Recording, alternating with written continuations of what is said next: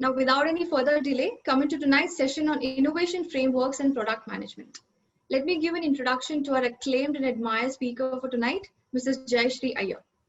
Jayasree has 20 years of experience in the US banking industry in product management, product innovation, risk and fraud prevention, customer relation and operations. Most recently, Jayasree was the VP of Product Management with Suntech Business Solutions. Prior to joining Suntech, she worked as Vice President of Innovation for Wells Fargo APAC. Before joining Wells Fargo, Jayasree worked as Director of Risk Management Products and Services at Envestnet Yodlee, where she led product management of the state-of-the-art risk management product. Jayasree is a certified ACH professional from NACHA and has been granted 2 United States patents. Jayasree is very passionate about empowering women and is a frequent speaker in women's leadership forums. She is an avid music listener of Indian classical music and comes from a family of Veena players. She also loves to write short poems during her spare time. A very warm welcome to you, Jayasree. We are absolutely thrilled to have you here with us tonight. Handing the session over to you now. Hello, everyone. Good evening. Thank you, Shama, for that lovely introduction. Thank you so much to each one of you who decided to join in our discussion today on innovation frameworks and product management. I really appreciate your presence. Thank you.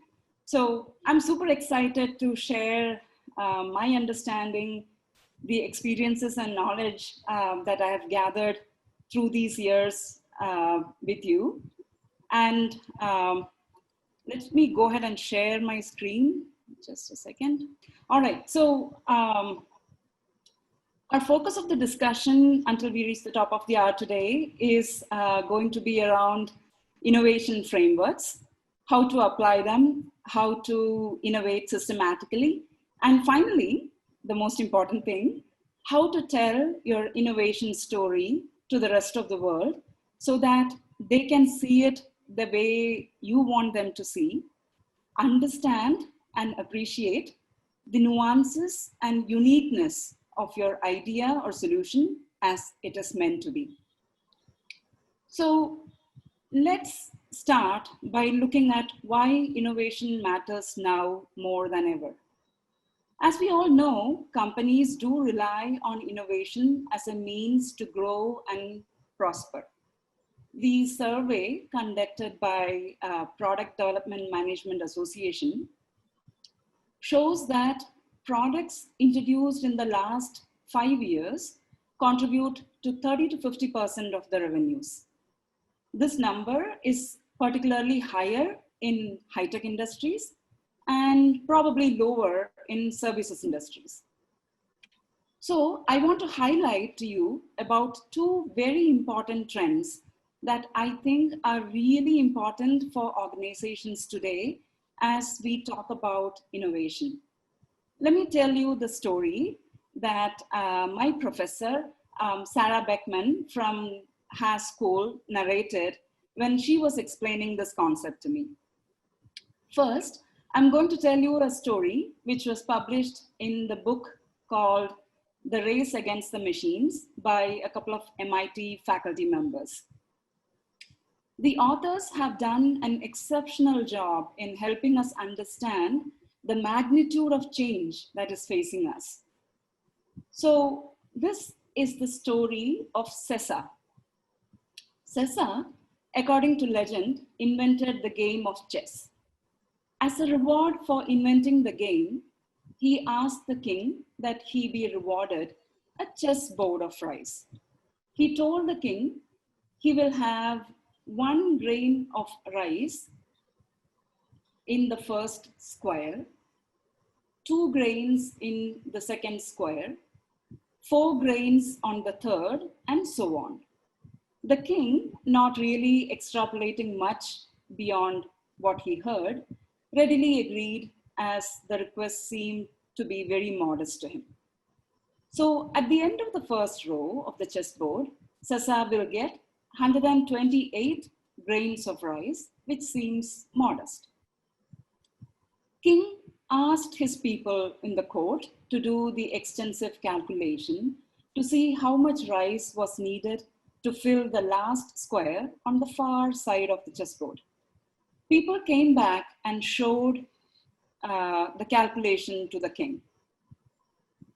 King was surprised to realize that the last square of the chessboard needs to hold the number of grains that is equal to the size of Mount Everest.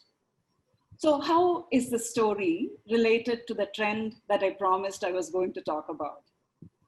Today, we are probably halfway across the chessboard and dealing with rapid change in technology. Out there at the horizon is probably Mount Everest with unknowns that is waiting for us, with the whirlwind of changes technology is bringing us. Things at the tipping point tend to look normal. The big question is, are we ready for what comes next? Now, we could approach this future with fear or turn around and ask, what's our opportunity here? What can we do with all of the things that are changing? Exponential thinking does not come naturally to us. We are all prone to linear thinking. The technological advancements have given new meanings and dimensions to the word viral. While I was growing up, I've heard the word only in the context of getting a fever. Today, as you all know, this is not the case. People become overnight sensations, inventions and innovations touch and change people's life like it has never happened before. It has completely redefined the way we know about modern society. Toppling of governments, redefining the education system, bringing best possible treatments in the healthcare system, the various kinds of entertainment applications that we see today, the various instant messaging and communication systems that we have are just some of the examples of accelerations happening in the technology world affecting us positively. So all of these things suggest that there is a Mount Everest out there with a whole lot of technological advancements coming our way in a much accelerated and exponential fashion. We are left to grapple and innovate going forward in this particular state. This is the first trend that I want to highlight. The second trend that I want to highlight stems from the work that Pine and Gilmore did. In their famous book, Experience Economy, they argue that we have reached a point today through the customizations and differentiations that we provide in our products and services and solutions. We have already moved from extracting commodities to making goods to delivering services, and we have reached to staging experiences. Once we go beyond staging experiences, we reach the guiding transformation stage. As you know, all the companies today are focusing on providing digital transformations to their customers. The common understanding that needs to be there while we talk about providing guiding transformation is that transformation is a set of customized experiences designed to guide when they are back in. Let's take the example of Khan Academy. Khan Academy transforms the learner from their current state to a state where they become more knowledgeable, where they become more confident to face interviews and exams, and thereby providing a new future which otherwise would not have been possible for them. So how does Khan Academy achieve this? The learner can view the same content as many times as he or she wants until they get the concept clear in their head. This explains that the platform is totally customizable to the learner's needs, thereby transforming the learner. So today we are faced with the technological acceleration and the need to provide transformative experiences or the transformational experiences to our customers. So these two trends are actually pushing organizations to shift their focus in solving the kind of problems that they need to frame and solve. So from the straightforward problems like, say, 4 plus 4 equals what? Everybody knows the answer is 8. Companies are now trying to solve problems like what plus what equals 8, where there are a number of multiple options available as answers.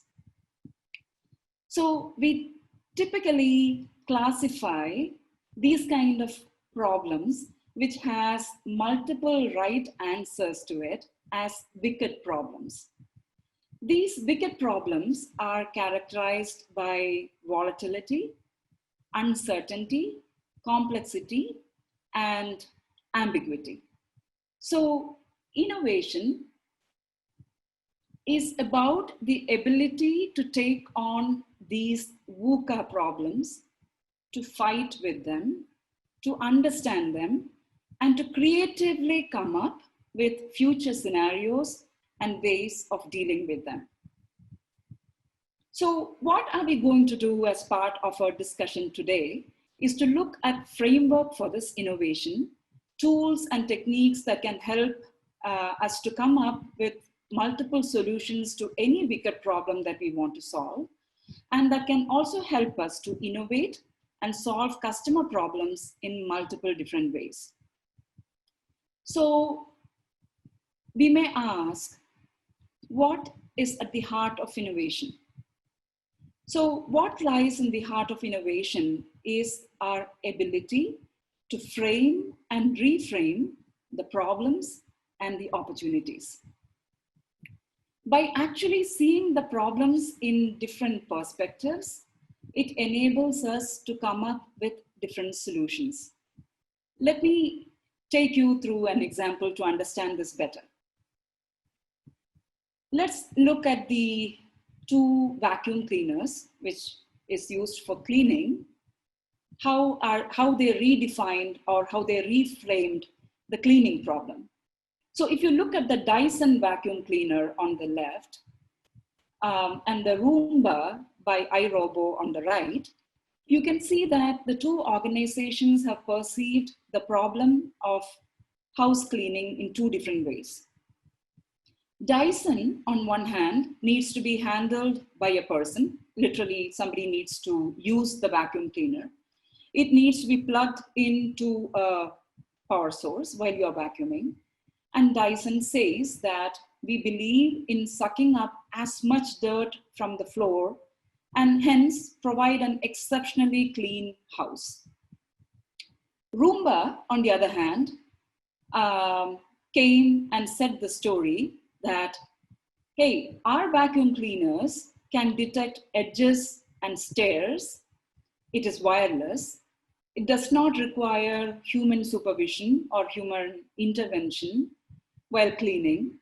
And let us do the cleaning while you get on with your life. So this fundamental shift in cleaning the floor on whether I want to do it myself or let the machine do the job for me is a classic example of reframing the problem statement. So that's great. Now you may think, how do I exactly reframe a statement? We are now going to look at the basics of the innovation framework that will help us understand how to do this easily. There are a number of innovation frameworks available. For today's discussion, I've chosen the one from the Illinois Institute of Design.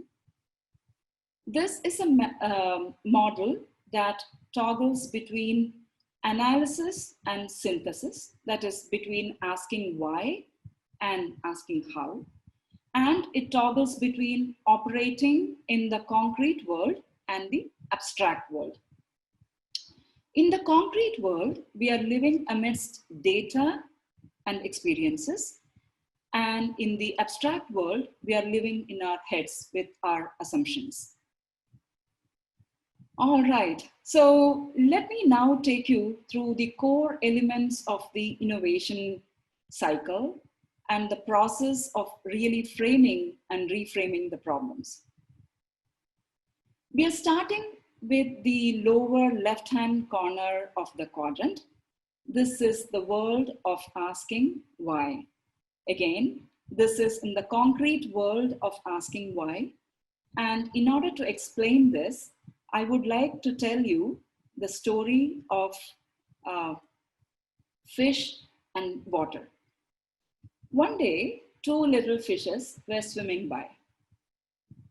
A big fish was swimming and coming towards them in the opposite direction. When the big fish reached the small ones, he asked, "Hey guys, how is the water?" The two little fishes swam by and one of them asked the other, "Water? What is water? What is he talking about?" The point I'm trying to make with the story is that the most important, obvious realities are often the ones that are hardest to see and talk about. We live with a lot of assumptions. So the observation quadrant is really the ability to see the water, which means see the reality around us and understanding the gap between perceived or assumed reality and the actual reality itself when we start seeing reality in the way it is supposed to be seen. When we see it the way it is supposed to be seen, we will be able to reframe the problems easily. So once we have lived in the observation quadrant and see the water, understand the environment, and understand the obvious, we would have gathered a lot of data in various forms, and we need to make sense out of this data, right? So let me ask you a question. I'm asking you that, can you please build a bridge for me? Well, you will come back and give me all the different options that are available for bridges. Then you may choose to ask me, "Jayasree, why do you need the bridge in the first place?" Then I may say that, well, I need to go to the other side of the water body. Okay, then if you ask me again, why do you need to go to the other side of the water body? I may say that I need to take a message to the other side of the water body. I need to send a message. So most of you will now be thinking that there are so many different ways of messaging possible now. Why do you need a bridge for that? You're absolutely right. So that is precisely what we do in the insights quadrant. We are still asking the why question. We have data from our observation work, and we are trying to derive understanding of why people need what they need and want what they want, what assumptions we have made about our customers, our company, our industry, to be able to see things in a new or different way. So that's the why side of the model we are talking so far. As we move into the how side of the model, we take the insights that we have gathered and imagine leveraging them or turning them into solutions. This is the idea quadrant. So in this quadrant, still in the abstract space, we think about diverging and converging. Diverging is the activity of coming up with as many solutions as possible, and converging is the activity of selecting from those solutions. The most common mistake that a whole lot of us do is trying to mix divergence and convergence together at the same time. In this space, it is very important that we start to think about alternative future states. So let's assume that we have lots of great ideas. Whether these ideas will solve the customer problems the way we thought, we need to find that out, right? So we need to do some experimentation to figure that out. You all would have heard about rapid prototyping, and that's what at the heart of the lower right-hand corner. So it is this cycle that we are going to look at in detail as we move along today. And we will look at how the different pieces of these 4 quadrants work by themselves and together, and how the cycle is iterative and not linear. Great. So now that we know that there are 4 quadrants to the innovation cycle, let's look at the first one, the observation quadrant. Here, we are actually trying to take a deep dive into the context of the problem that we are trying to address. We need to understand all of the challenges from different perspectives. Tim Brown, the partner from IDEO firm, says the assumption that you've got to have a business case before beginning to explore something really kills a lot of innovation. At the heart of observation is understanding people, what they really need. So how do we achieve this? We need to forget about our organizational restrictions or lack of capabilities, or our lack of capabilities. There should not be any restrictions. And we need to start focusing fully on the issues or the problem statements alone. When A.G. Lafley took charge as the CEO and president of Procter & Gamble, everyone was looking at him to come up with a list of things the organization needs to do to take the company to the next level.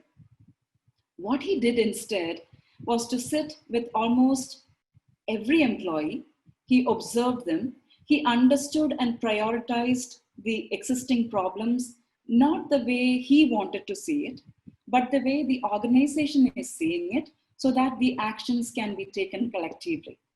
This notion of trying to get into someone else's shoes and trying to see the problem the way they see it is what's the core of observation quadrant.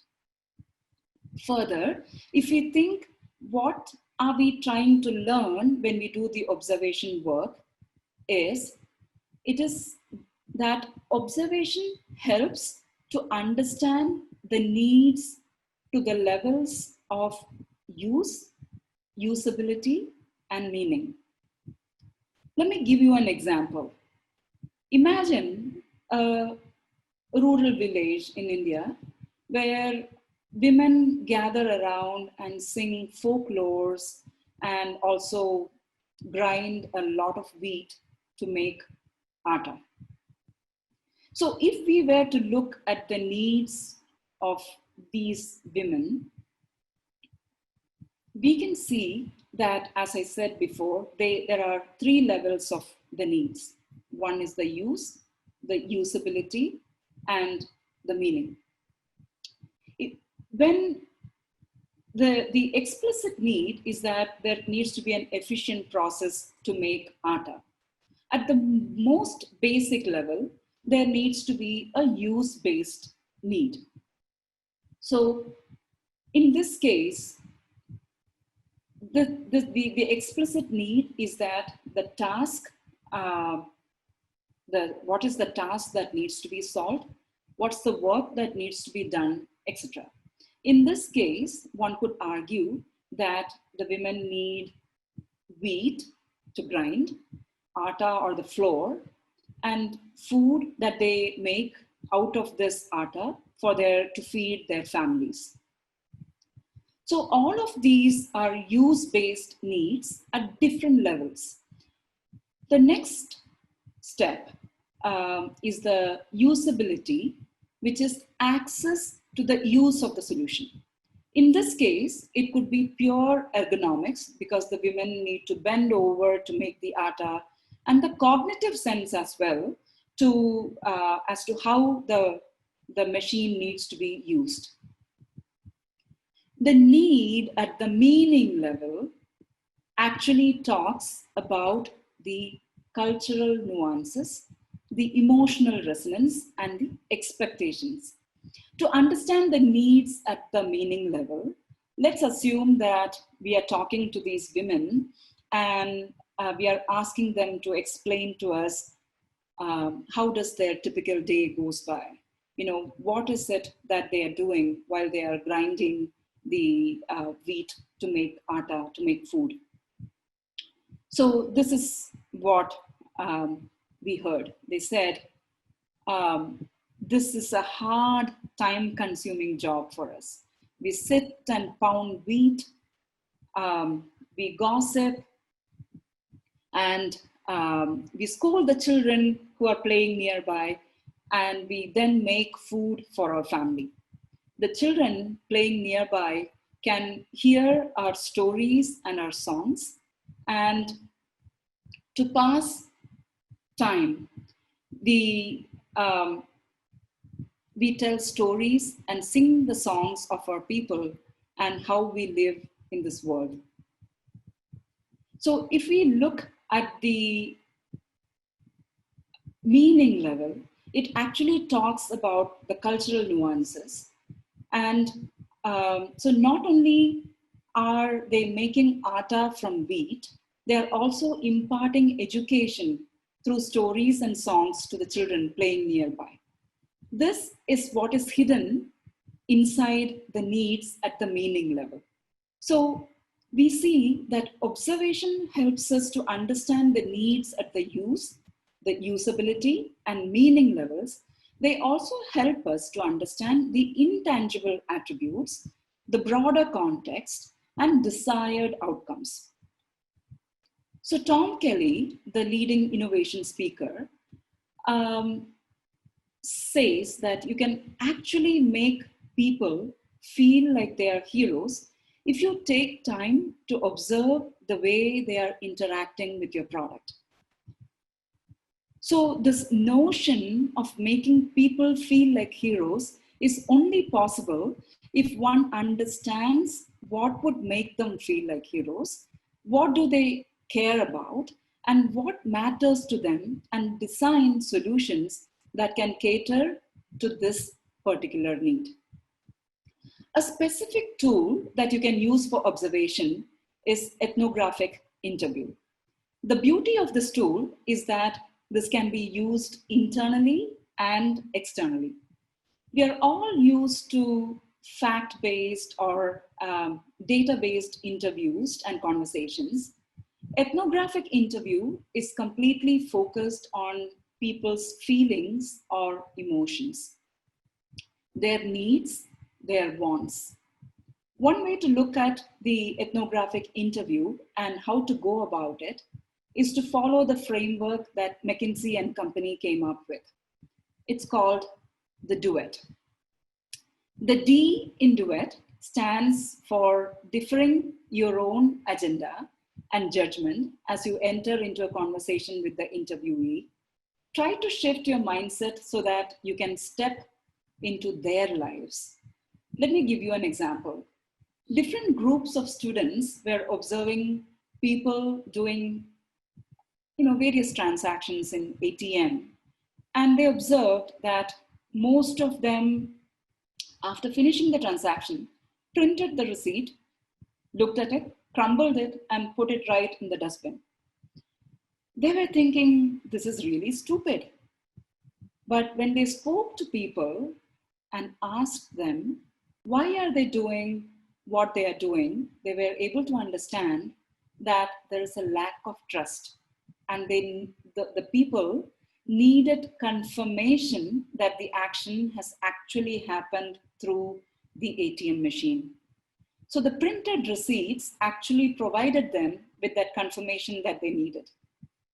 And now moving on to You in the duet framework, You stands for about unlocking your interviewee's world by being curious and thus exploring the richness of their world. Let's take the example of a fast food joint. Do we know what motivates people to make the same burger over and over again, or the same milkshake, or the same fries, following the same exact process? What is it that they take pride in? What part of their job do they adore, and what is it that they hate the most? For someone who does not live that employee's life, they may find this whole job itself very boring. But when you interview such people, you need to be patient long enough to understand the details and unlock their world. E is to engage in the interview with empathy. That means listening to what is said and what is not said, and to the feelings and the emotions. Once while we were in a tax office, we saw that their systems were highly siloed. And while observing one of the employees, we found that he was entering data into one computer system, then he shuts that, he goes to another computer system, he enters the same set of data. When we observed that and we asked him, why, are you entering the same set of data? You're duplicating your effort. We asked them that question. Let me tell you, the expression he gave to us was priceless. So we learned and understood the regulatory requirements that mandated the systems needs to be siloed. And when we had the opportunity to develop new solutions for that firm, this learning actually came a lot handy. Finally, the T in duet is to trigger new insights, not just for you as the interviewer, but for your interviewee as well.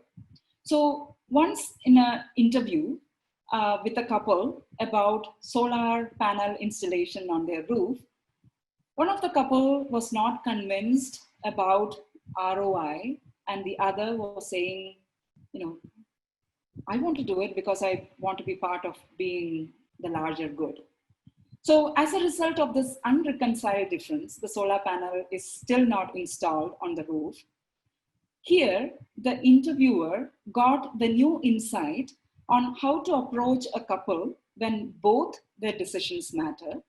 The couple themselves got the insight on how each of them advocated when it came to home matters. These are things which generally we don't think about because we think it is obvious and we don't talk about it much.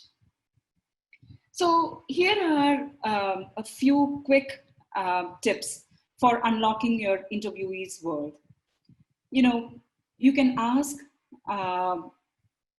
instead of asking closed-ended questions where the answers are typically yes or no, try to ask open-ended questions where, questions that are typically beginning with what, where, how,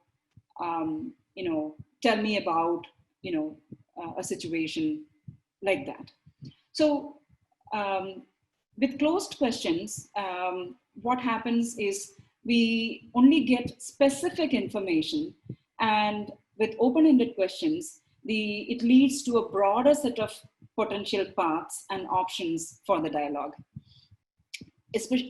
Similarly, with fact-based questions, they focus on factual or analytical information, but emotion-based questions focus more on the emotional topics or the considerations, and it can help build clarity to what is going on under the surface of an interaction.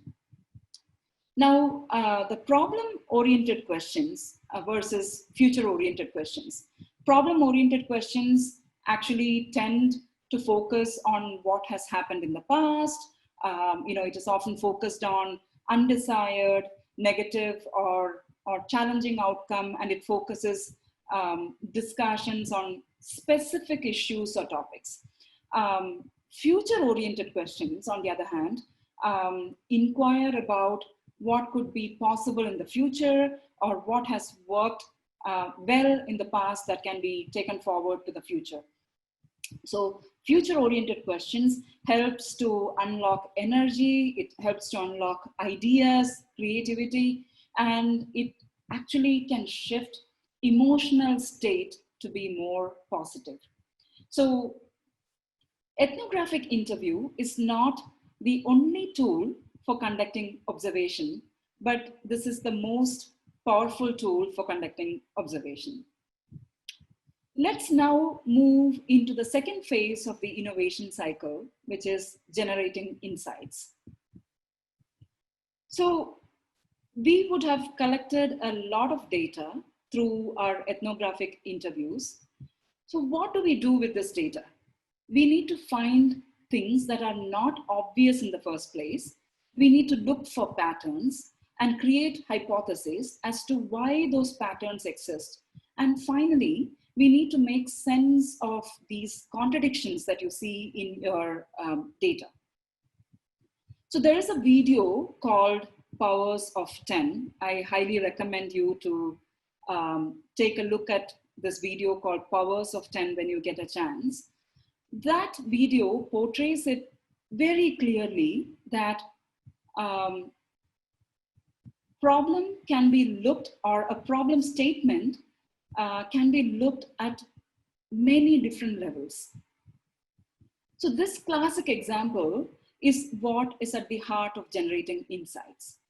So you have collected data, you have gained some insights. What do you do with these insights once you have gained it? So what we are really trying to see is something our competitors haven't seen. This way of looking at my customers or employees or internal or external stakeholders allows us to then craft actionable statements that frame in opportunities that other people haven't discovered yet. So in that process, we create new windows of opportunities, new ways of thinking, thus to be able to come up with ideas or solutions in a very different manner. Marcel Proust said, the real voyage of discovery consists of not in seeing new landscapes, but in having new eyes. This is really the crux of insight-seeking process that we are talking about here. Now, let's look at the framework or tools that we can use for getting insights. We are going to look at this tool called the Customer Empathy Map.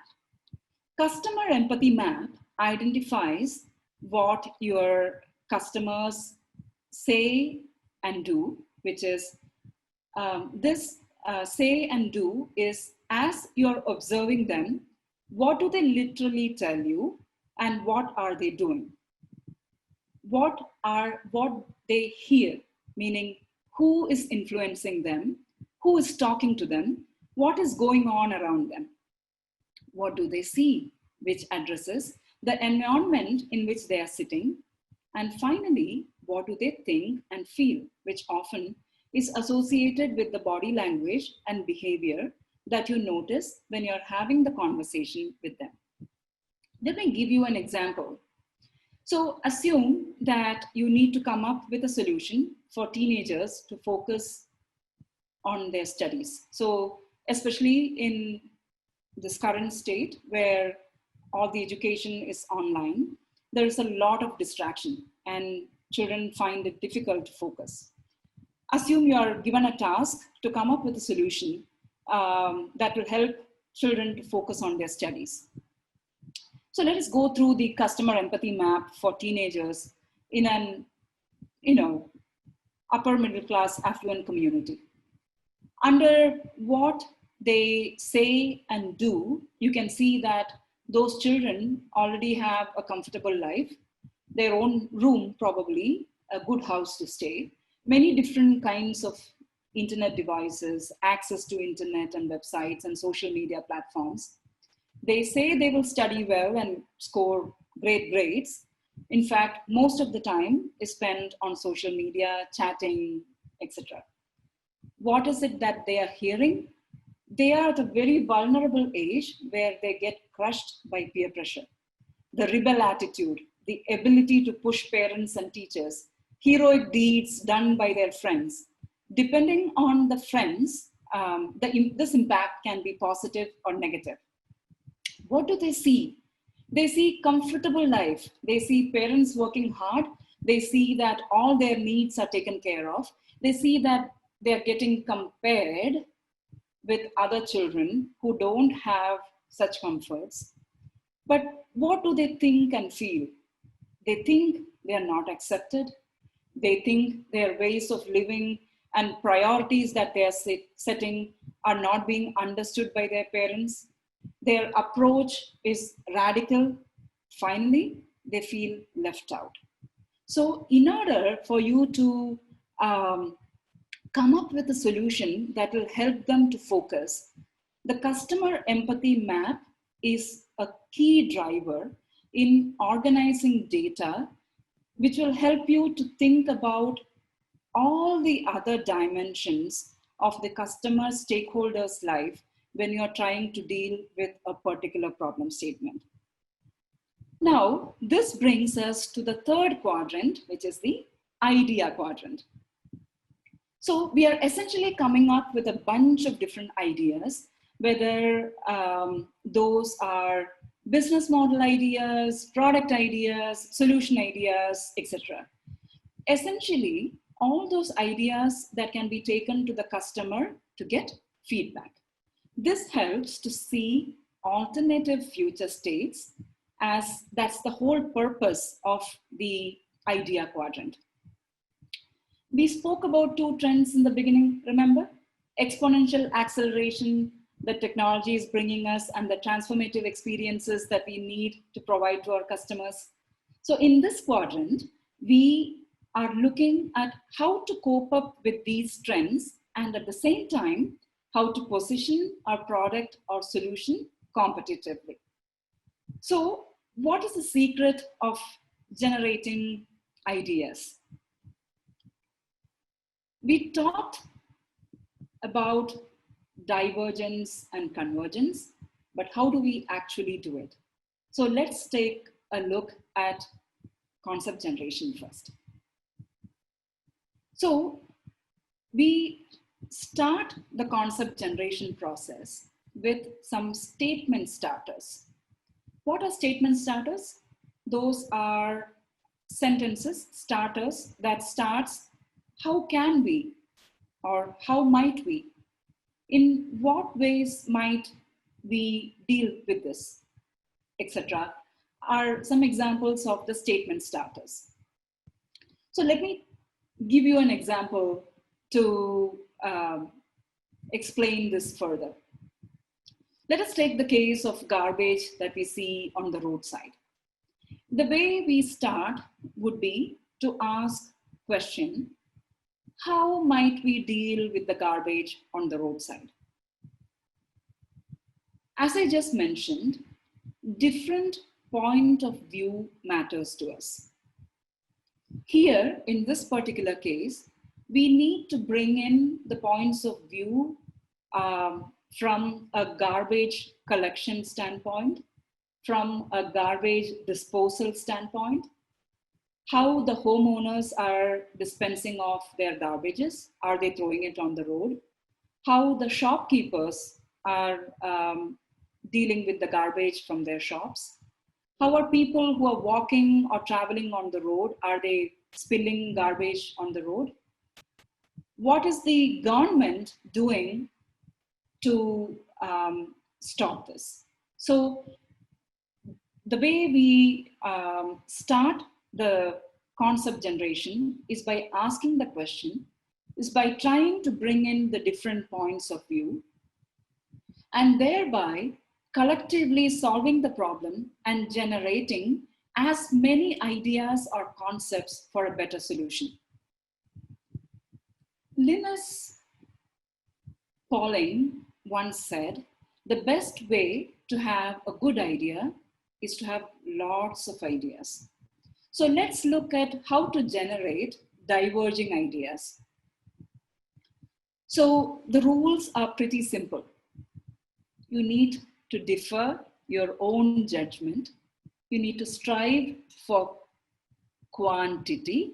You heard me right, quantity, not quality. Seek for wild and unusual ideas. Build on the ideas of others and be as visual as you can be. So in this particular instance, I would highly recommend to have a facilitator in the room.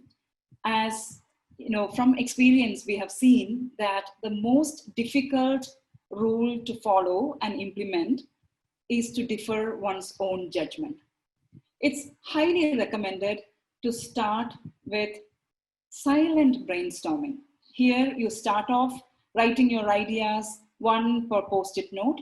This actually gives everyone a level playing field to begin with, and individuals can write much more quickly than the facilitator trying to capture each person's idea. Once all these ideas are up on the wall, then we start clustering similar ideas, and through clustering, we can also add or build on others' ideas and maybe start conversations on missing pieces, if any, right? Great. Now we have lots of ideas. We have a wall full of ideas right now. How do we converge back? So here is the secret.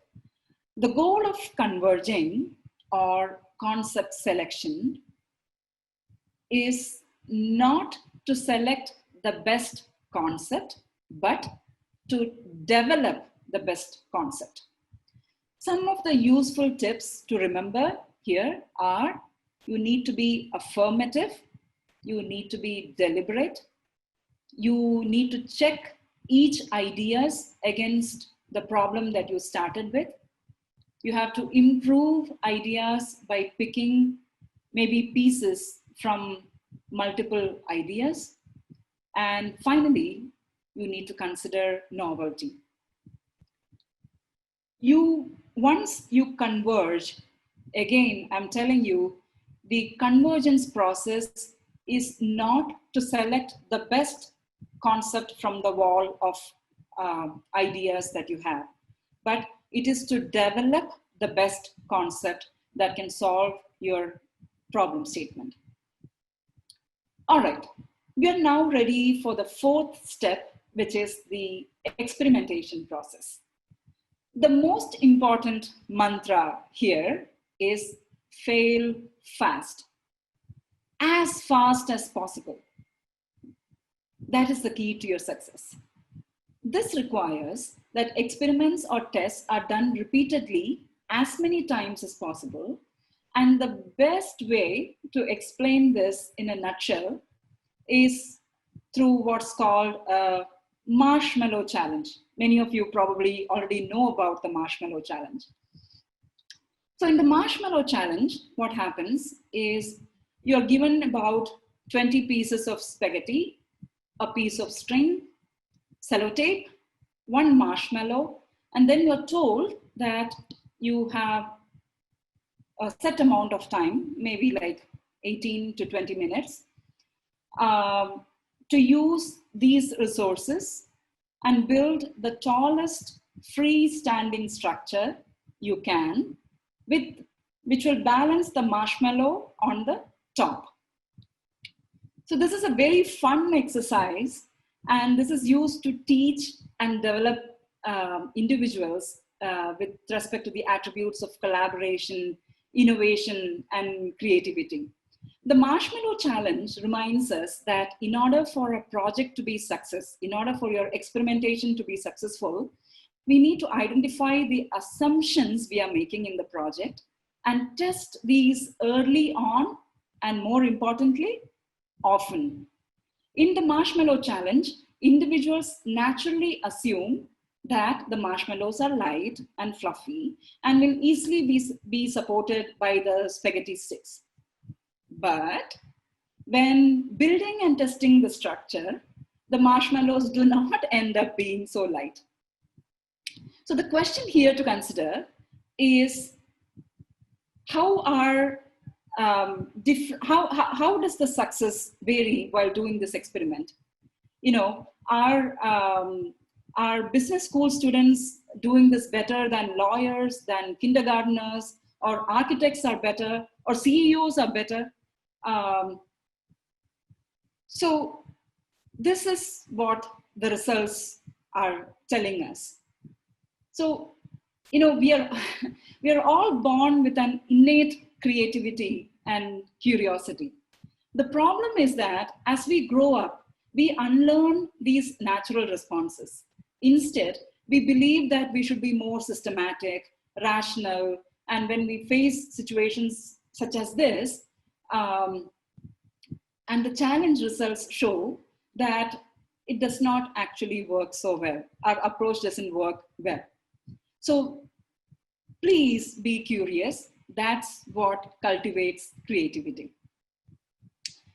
All right, now that we have seen how to do experimentation, the most important thing that is left for today, for our discussion, is selling your experiment results with conviction, right? You can do that in different ways. What's the preferred method of doing that? We do that through storytelling. When we are absorbed in a story, you know, when you are reading a story, we drop our intellectual guard completely. So as people get immersed in a story, they really start to understand and perceive what's happening, right? You would have experienced that. Great. Now, let me take you through how to create a story for your tested ideas. So if you look at a regular story or a movie, there is a main character, right? The hero or the heroine. While we are watching the movie, we tend to relate ourselves more to this main character, and we will easily be able to fill in their shoes. In our innovation story, who is our main character? Yes, our main character is our customer. The power of taking the story approach is that it forces you to think about the customer. In a classic story, once you have your main character, what we look for next is what is their motivation, right? What makes them alive? Where do they want to go? Once you understand the motivation, you will start empathizing with the character more. You may or may not like the character as such, but you will start to understand them more. In our innovation story, motivation is the motivation of the main character is what is customer insight of the customer. So what makes your, what's the data from the observation quadrant that we, when we are analyzing that we get? What is it that telling about the customer? That's the motivation for the customer. So when you understand more about the customer, you can see where the customer wants to go, right? Now comes the crux of the story, conflict. Each story, each movie that you watch, there are conflicts or hurdles that the main character navigates through.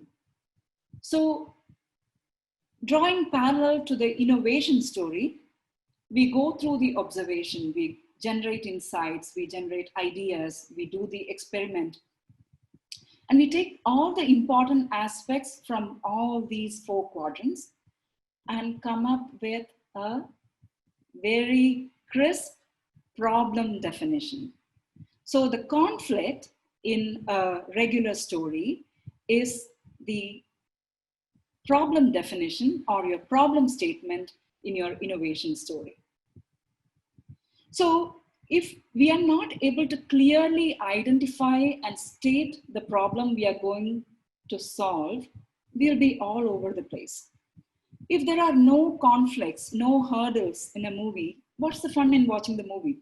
Who cares, right? So that's the problem statement or the problem definition. Now, in a classic story, there's a plot imperative, which means where does the character want to go? Where do they want to ultimately end up? Through the story, it may not be explicit, but maybe implicit. And as we read along or as we watch the movie, we find that out more. In our innovation story, once we define the problem statement, we need to come up with our value proposition. So the plot imperative is the value proposition, which is what's the benefit our solution is going to bring. Once we know where the character wants to go, we are curious to understand how they get there, right? So we have our problem definition, we have the value proposition. Now we need to know how is the character going to get there. So in our innovation story, what is that equivalent to? Our innovation story, it is going to be equivalent to how are we going to deliver the product delivery? You know, how will the product be used? Finally, in a story, we have a setting and a tone or voice. In an innovation story, this translates into product positioning, personalities, and attributes. So we need to explain how this product or service or this idea is different from similar concepts that's already exist in the market. Or so positioning is similar to setting context in our classic story. And this now gives us the ability to come up with a narrative for the idea, just like how we come up with a story. So let me repeat this once again. When you write a story, your main character, you have a main character, and in your innovation story, your main character is your customer. The motivation of the main character is the customer insight. The conflict that the character goes through is your problem definition or the problem statement. The plot imperative is your value proposition or the benefit you're going to bring to your customer. The plot narrative is how your product will be delivered, how it will be used. The setting of the story is the positioning of your product, and the tone and the voice is the attributes and the personalities of your idea or your solution. So that actually brings us to the statement that Dr. Albert said, who discovered vitamin C. Innovation is seeing what everybody has seen and thinking what nobody has thought. With that, I really want to wish you all a great future filled with outstanding innovations.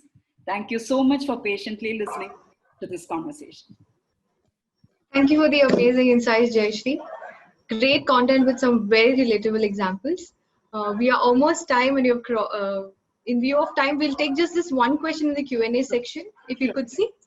Sure. I will read it out. How to reignite creativity, which is innate. We do know if humans are nourished from a small age, it is better as they are more flexible. At this stage of my career, how can I unlearn and learn to incorporate creativity and design thinking in problem definition and problem solving? Wow, that's a loaded question. Great question, Sakshi.